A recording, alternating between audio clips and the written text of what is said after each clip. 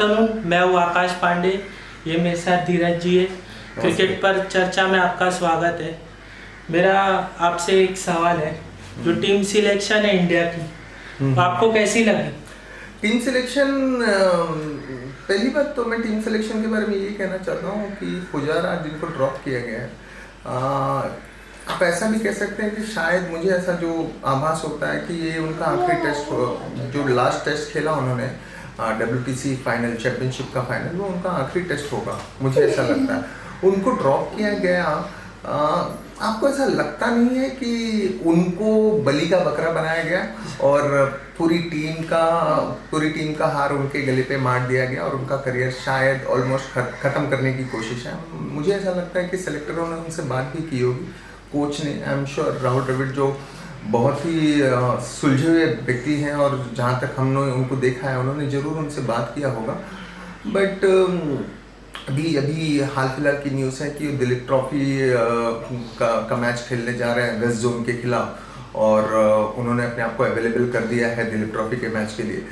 तो उनका way forward कुछ समझ में नहीं आ रहा है, क्योंकि ये जो टीम देखेंगे आप, 36 साल के हो गए हैं रोहित शर्मा, 34 साल के हो गए हैं विराट कोहली और 35 के अजिंक्य रहाणे और चेतेश्वर पुजारा भी वही लीग में कहीं ना कहीं 1-2 साल ऊपर नीचे हैं। तो ये जो टीम है, ये टीम एक ट्रांजिशन के तौर पे जानी चाहिए थी। और यहाँ पे बहुत एक अच्छी बात वेस्ट इंडीज टूर की, सबसे अच्छी बात मैं आपको बताऊंगा कि बहुत सी यंगस्टर लोगों को इंडक्ट किया गया है सिस्टम में। इंडक्ट किया गया है सिस्टम, क्या उनको मौका मिलेगा? पहला चीज़।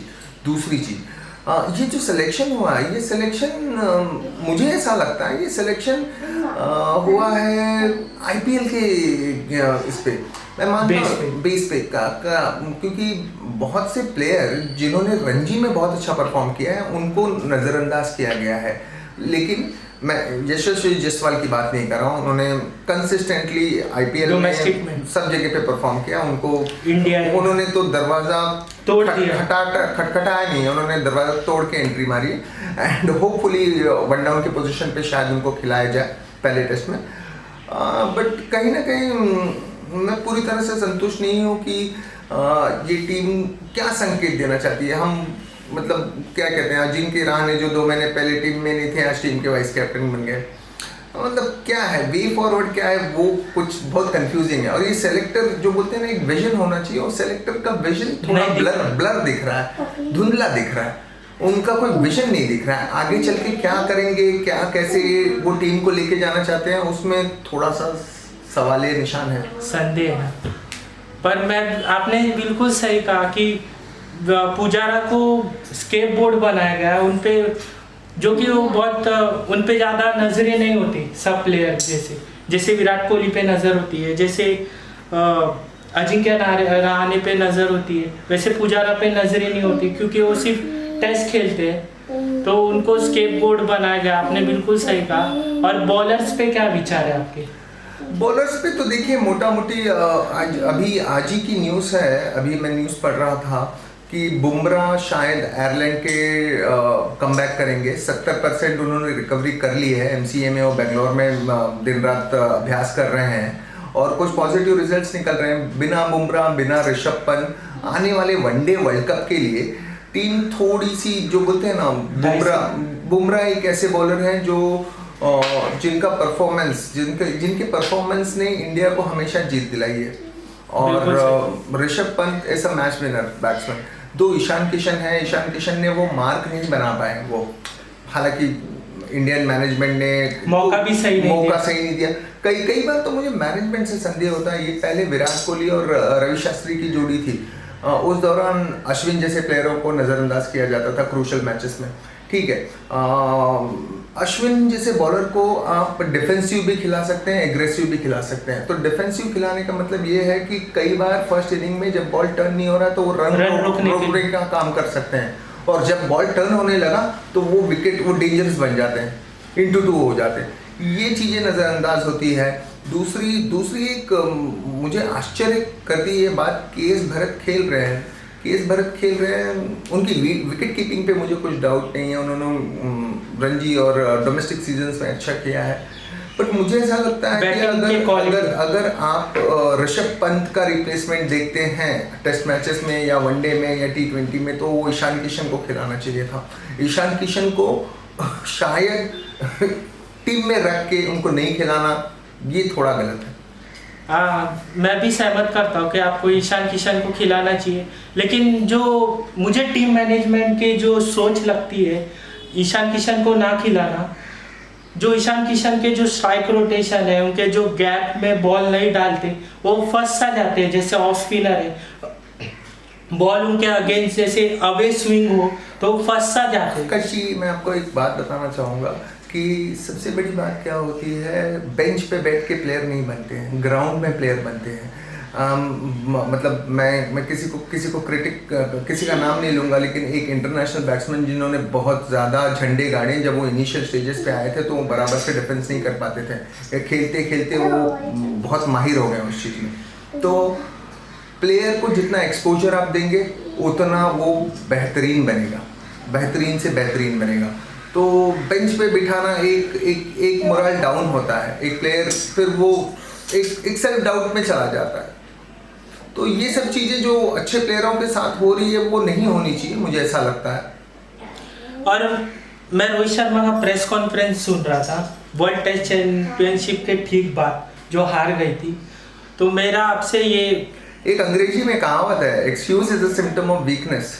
तो एक्सक्यूज दे रहे थे वो कि 3 मैच की सीरीज होनी चाहिए या यही बात कर रहे थे। हाँ। तो मैं इससे एग्री नहीं करता, एक ही फाइनल होना चाहिए। एक फाइनल होना चाहिए। जैसे पैट कमिंस ने कहा कि 4 साल मेहनत करते हैं ओलंपिक के लिए और लोगों को एक मौका मिलता है अपने आप को साबित करने का।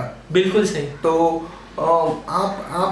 आपका ऐसा होना ही नहीं चाहिए विचार कि आप ये सोचें कि एक मौका मिले या मुझे 3 मौका चाहिए क्योंकि एक मौके में मैं नहीं कर पाया। ये गलत है। जितना मौका आपको मिल रहा है उतना ही मौका सामने वाली टीम को भी मिल रहा है। अगर आप जीत जाते तो सामने वाली टीम ये बोलती तो कैसा लगता। तो यही चीज है, आप एक्सक्यूज नहीं दे सकते। एक्सक्यूज देना, आप हार गए, आपको पहले तो देखिए सबसे पहली बात ये होती है कि एक सेल्फ एनालिसिस होता है। आप हार गए, आपको हार स्वीकार करना होगा।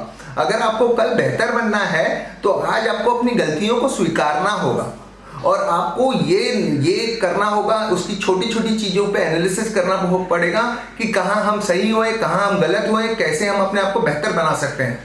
इंस्टेड ऑफ आप लेम एक्सक्यूजेस दे रहे हैं कि 3 मैच होना चाहिए, 4 मैच, मैं नहीं, बिल्कुल नहीं मानता। आपके IPL खेल रहे हैं क्या, आपको 3 मौके मिलेंगे, 4 मौके मिलेंगे, ये गलत बात है। और दूसरा उन्होंने स्टेटमेंट दिया था कि ये तुरंत इंग्लैंड में क्यों होता है बार बार वर्ल्ड टेस्ट चैंपियनशिप का फाइनल। और दूसरा ये कि ये थोड़ा टेक्निकल हो जाएगा आकाश जी, क्योंकि ये इस बात पे मुझे भी पता नहीं कि ये रूल क्या है कि इंग्लैंड में ही क्यों। मुझे जो रूल, शायद मैं गलत भी हो सकता हूँ, मुझे जो पता था कि जो टीम जीतेगी उस देश में फाइनल्स होंगे उनके ग्राउंड्स में। लेकिन लास्ट टाइम न्यूजीलैंड जीती थी तो न्यूजीलैंड में फाइनल होना चाहिए था। अनफॉर्चुनेटली ये इंग्लैंड में हुआ तो वो थोड़ा सा। अगली बार भी बात हो रही है कि इंग्लैंड में, जैसे सूत्र के अनुसार इंग्लैंड में होगी।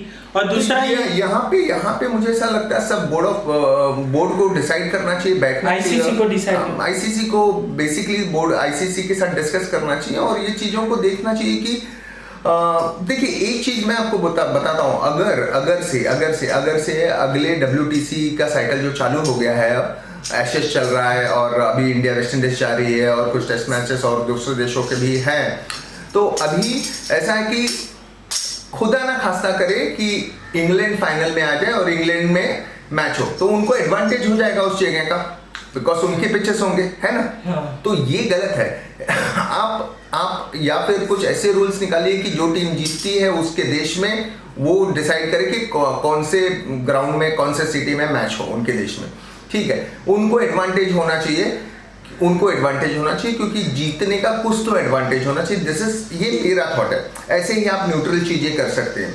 और जहाँ तक मैं आपको बताना चाहता हूँ, टेस्ट का जो चलन चल रहा है एज ऑफ नाउ, कुछ सालों से नहीं, हमेशा से, जहाँ पे भी आप देखेंगे वहाँ पे एक फेवरेबल पिच बनती है। फॉर एग्जांपल इंडिया के लिए स्पिनर्स को मदद होता है, फिर आप देखेंगे इंग्लैंड में सीम होता है, पेस, कहीं पे पेस असिस्टेंट होता है। तो ऐसा ऐसा नहीं होना चाहिए। न्यूट्रल वेन्यू पे होगा मैच, जितना उतना उतना दोनों के लिए बैलेंस होना चाहिए, दोनों टीम के लिए बैलेंस होना चाहिए। तो ये मेरा एक ऐसा क्रिकेट लवर मेरा एक थॉट है। आकाश जी ठीक है, चलिए मैं आपसे इजाज़त लेना चाहूँगा। प्लीज़ ये चैनल को लाइक करें, शेयर करें और बिल्कुल कीजिए, बिकॉज आकाश जी बहुत मेहनत कर रहे हैं इसके लिए, और मेरी शुभकामनाएं आकाश जी के साथ। आपका बहुत धन्यवाद। धन्यवाद। लाइक करें, शेयर करें, सब्सक्राइब करें। Thank you.